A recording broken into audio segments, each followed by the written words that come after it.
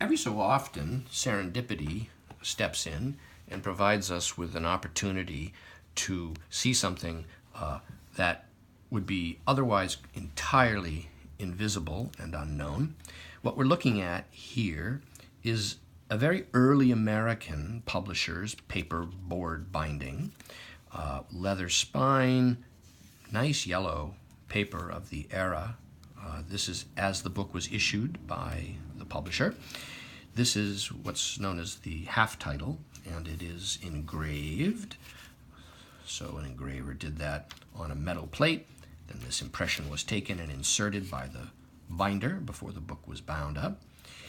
And this is an 1811 imprint by Anthony Finley, who becomes quite well known around this time and after as a cartographic publisher. He issued atlases and maps, but he was also a publisher.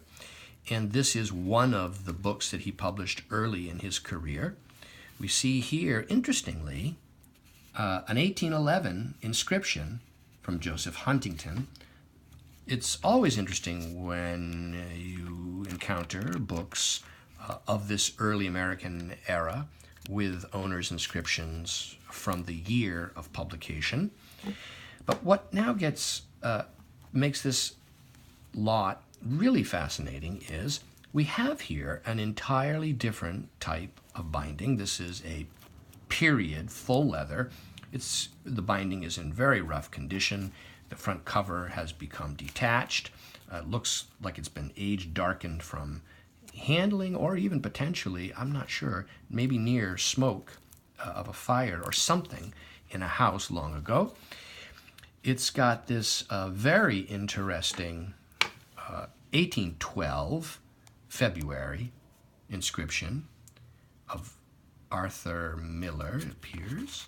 And what we see here is the exact same book, but it's the New York 1811, published by Ezra Sargeant edition. And so it's an entirely different imprint of the same book from the same year, from a different publisher and in a different binding. And we could go further and start to compare the differences within the typesetting and so on, and the paper. But for the purposes of right now, the video that we're making, we'll leave it at this, that this pair is now available online from me, Brian DeMembro.